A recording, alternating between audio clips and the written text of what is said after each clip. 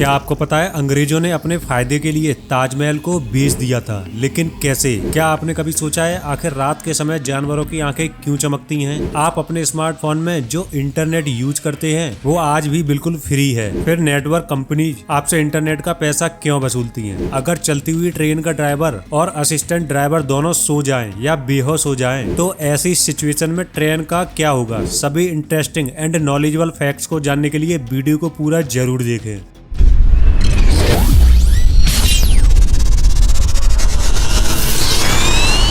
Fact number 10।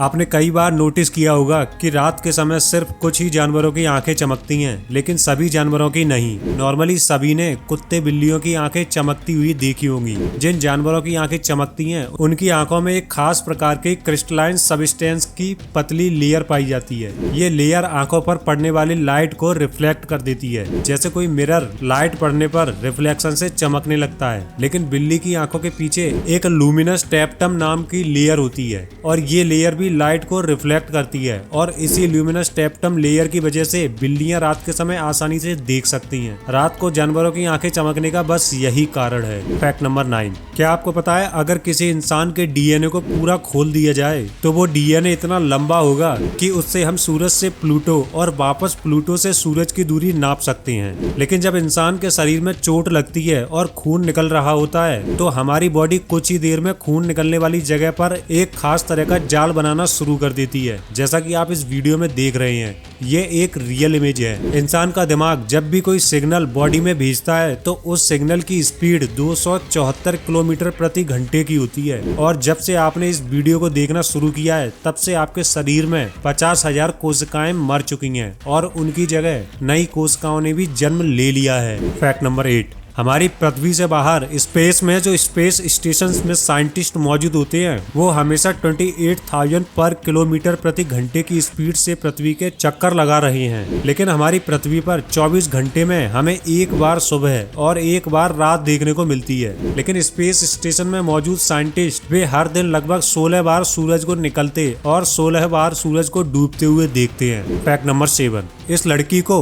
एक दिन का प्राइम मिनिस्टर बनाया गया। जिस तरह नायक फिल्म में अनिल कपूर को एक दिन का सीएम बनाया गया था, बस उसी तरह इस लड़की को फिनलैंड में सिर्फ एक दिन का प्राइम मिनिस्टर बनाया गया था। इस लड़की का नाम अबा मूर्तो है। ये लड़की 16 साल की एज में ही ह्यूमन राइट्स के लिए बड़े बड़े अभियान चला चुकी है। इनके काम को अप्रिशिएट करते हुए इस लड़की को 7 अक्टूबर 2020 को एक दिन के लिए प्रधानमंत्री पद के लिए चुना गया था। ये decision girls take over programs के रूप में लिया गया था।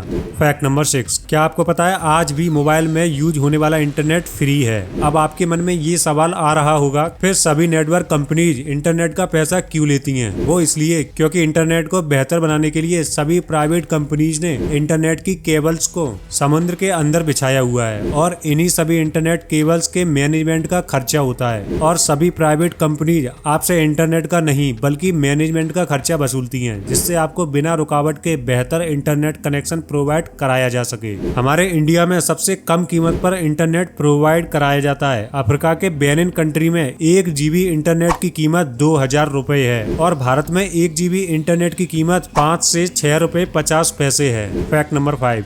अगर चलती हुई ट्रेन के ड्राइवर और असिस्टेंट ड्राइवर दोनों ही सो जाएं या बेहोश हो जाएं, तो ट्रेन का क्या होगा? ऐसी सिचुएशन को हैंडल करने के लिए ट्रेन के इंजन में विजिलेंस कंट्रोल डिवाइस को लगाया गया है। ये डिवाइस ये नोटिस करता है कि 1 मिनट के अंदर ड्राइवर ने ट्रेन की स्पीड कम या ज्यादा की है या नहीं, या फिर ब्रेक या हॉर्न को दबाया है या नहीं। हर 1 मिनट में ड्राइवर को ट्रेन की स्पीड ज्यादा या कम करके या फिर ब्रेक या हॉर्न के बटन को दबाकर विजिलेंस कंट्रोल डिवाइस को सिग्नल देना होता है। अगर दोनों ड्राइवर के साथ कोई भी हादसा हो जाता है तो डिवाइस को सिग्नल ना मिलने पर 1 मिनट के अंदर ही सिग्नल ऑफ हो जाता है। इसके बाद ट्रेन में ऑटोमेटिक ही ब्रेक सिस्टम अप्लाई हो जाता है और ट्रेन रुक जाती है। Fact number 4।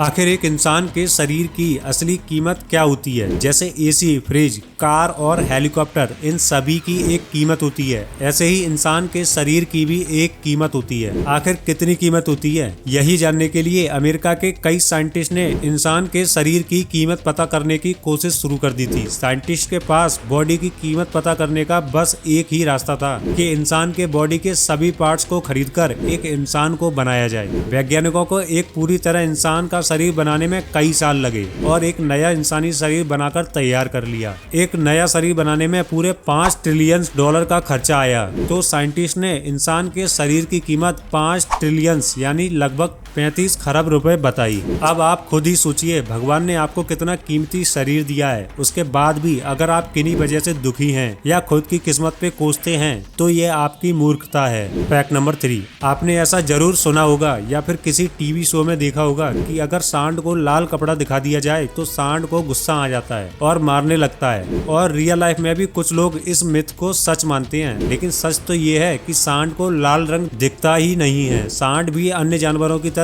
कलर ब्लाइंड होते हैं, मतलब कि लाल और हरे रंग को देख नहीं पाते। सांड को रेड कलर का कपड़ा देखकर नहीं, बल्कि सांड को हिलते हुए कपड़े को देखकर गुस्सा आता है और किसी पर भी हमला करना शुरू कर देता है। फैक्ट नंबर 2, क्या आपको पता है समुद्र की सबसे बड़ी मछली ब्लू व्हेल जब आवाज करती है तो उसकी आवाज की ध्वनि 188 डेसिबल होती है। 188 डेसिबल मतलब कि ब्लू व्हेल की आवाज लगभग 852 किलोमीटर दूर तक सुनाई देती है। अगर कोई इंसान ब्लू व्हेल के पास है और उसी समय ब्लू व्हेल ने आवाज कर दी तो उस इंसान के कान के पर्दे भी फट जाएंगे और इंसान कभी सुन नहीं सकता। इसके साथ ही ब्लू व्हेल की वॉमिट यानी उल्टी सोने से भी ज्यादा महंगी बिकती है, क्योंकि ब्लू व्हेल की उल्टी का यूज काफी महंगे महंगे परफ्यूम बनाने में किया जाता है। इस मछली की 1 किलो उल्टी की कीमत 1,70,00,000 रुपए होती है। फैक्ट नंबर 1, एक बार अंग्रेजों ने अपने फायदे के लिए ताजमहल को बेच दिया था। जब भारत पर अंग्रेजों का राज था